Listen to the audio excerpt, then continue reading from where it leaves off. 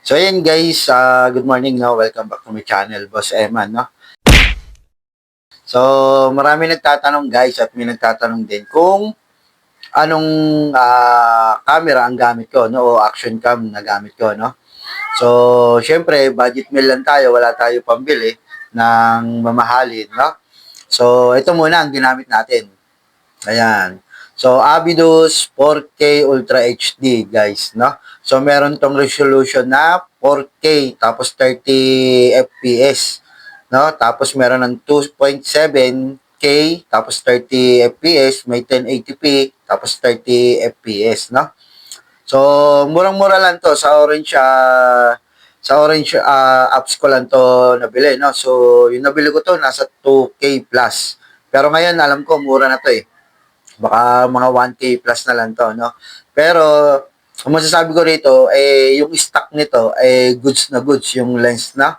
Yung lens. Kasi, ito guys, itong lens na to, na-modified ko na to, no? Na-DIY ko na to. Pinalit ako ng lens ng GoPro Hero 4, no? So, nakikita niyo naman sa video, yung mga ina-upload natin, okay naman ang kuha at medyo wide siya, no? Kasi meron siyang 170 degrees na angle, no? And then, isa pa rito guys, kung mapapansin nyo to, ito, ayan, oh, yung butas na yan. So, nag-modified ako ng external mic. Kasi pag nabili nyo to guys, wala tong external mic.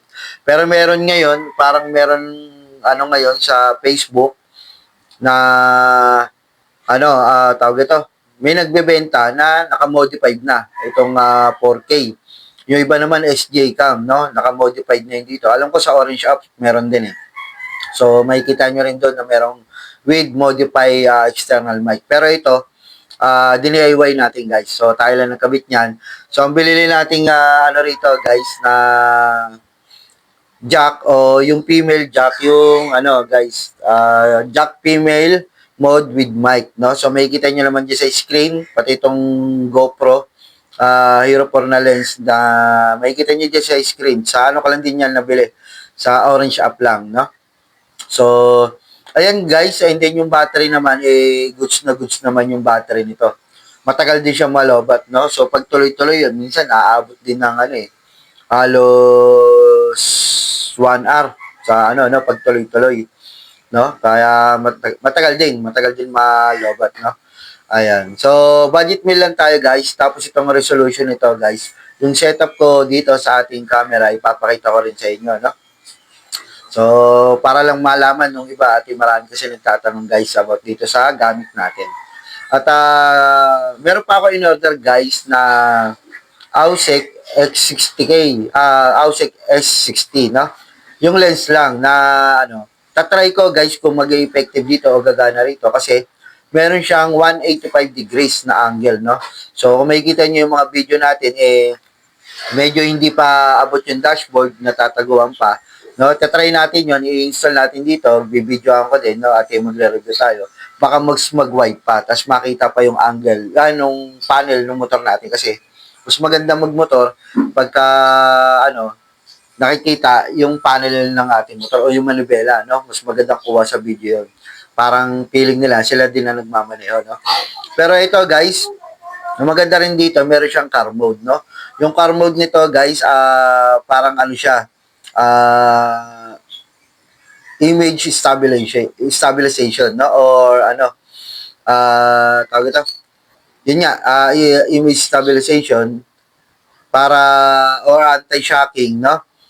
Para mabawasan ng konting pagalog niya do sa ating video, no? Pero hindi siya yung tulad ng iba na talagang stable, no? Ito ay mababawasan lang, kaya may car mode siya, no? At i-on natin yon. So, mamaya ipapakita ko sa inyo guys kung paano setup natin ito, no? So, ito guys. So, ito na guys, yung ating Avidus, no? Ayan, yung Avidus 4K Ultra HD, no?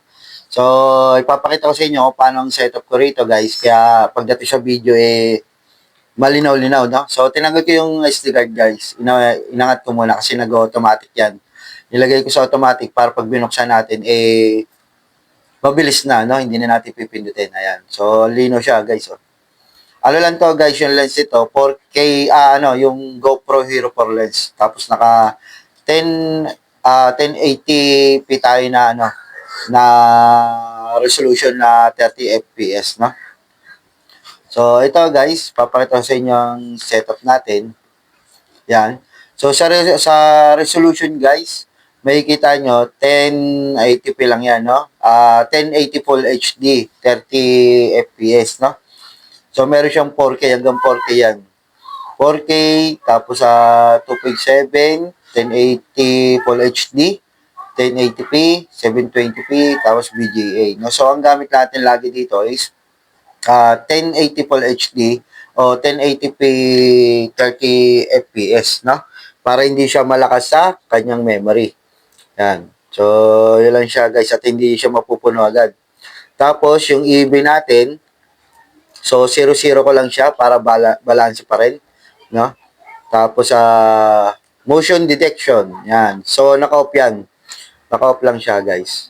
Tapos, cyclic record, ito yung, ano, para pagka na-end yung video, kasi may limit to. Kung di ako nagkakamali, hanggang 25 minutes, tapos mag-stop siya, tapos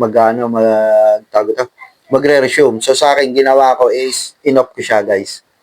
Yan. Tapos, record audio, yung record audio niya, i-on nyo lang, no?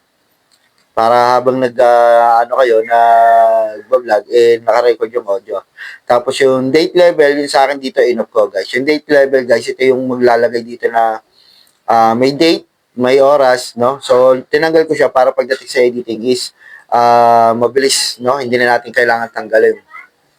Photo resolution, so hanggang 16 yan, megapixel, no? Image quality, so lalagay ko siya sa high quality para mas malinaw.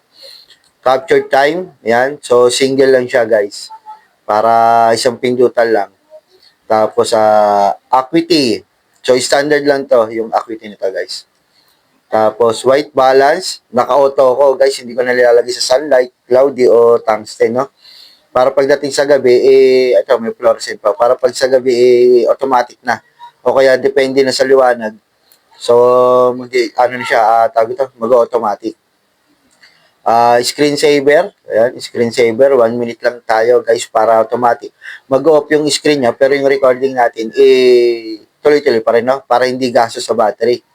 Tapos, auto power off, in-off ko lang siya. Ayan. In-off ko lang siya. Tapos, language setting, syempre, automatic, English. Ayan. Data setting. Ayan, ito yung sa date, guys, pero hindi ko nalilagyan yan. Ha? Ayan. Hindi ko na nilagyan yan, guys. Hindi ko na sinetup. Ito yung sa Wi-Fi naman. Alam nyo na to, guys, yung sa Wi-Fi para may connect sa cellphone, no?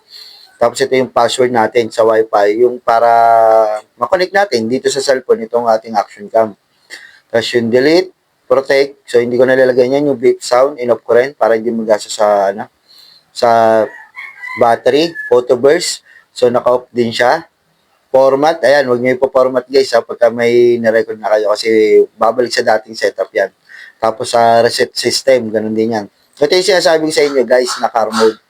Na para siyang stabilization na mabawasan yung anti-shocking niya, no? So, pero hindi siya yung talagang totally na tulad ng iba na naka-stabilize, no? So, ito, mababawasan lang siya kaya naka-car mode tayo para kahit medyo malog, hindi kasi nung magalaw-gaw, no? So, version, alam nyo na yan, yung version itong ating,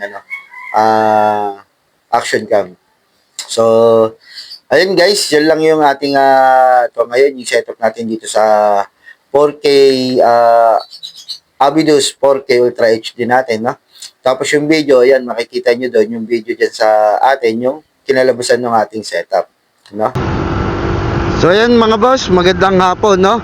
So, ngayon na lang ulit tayo nakapag-vlog, no? And then, abangan nyo guys sa susunod yung paano natin mag-i-install nung in-order natin na AUSEC S60 na may 185 degrees na angle, no? So, itatry natin dito kung mas maganda, no? Iko-comparison ko sila ng itong GoPro Hero 4 tapos nung AUSEC S60. Kasi itong GoPro Hero 4 is 170 angle lang to, 170 degrees. Yan. So, tatry natin yan sa susunod. Abangan nyo, guys, no? So, ayan. Hanggang dito na lang, guys, sa mga nagtatanong kung anong gamit kong camera, no? So, Murang-mura lang to, budget meal. Sa ano na tayo, susunod na tayo mag-upgrade pagka meron na tayong naipon o ano, may budget tayo, no? So, I hope guys nagustuhan niyo tong ating video for today, no? At ito, kung nakita niyo, kung nagustuhan niyo, no? May mga minodify tayo tulad nito. Yun na yung external mic at yung ating lens. So, ayan guys, kung nagustuhan mo, palike ng video at comment na rin kayo dyan guys kung anong masasabi nyo at i-share nyo yung ating videos. No? At huwag kalimutan mag-follow and subscribe sa ating channel, Boss Eman. So, I hope nagustuhan nyo at hanggang dito na lang and God bless guys.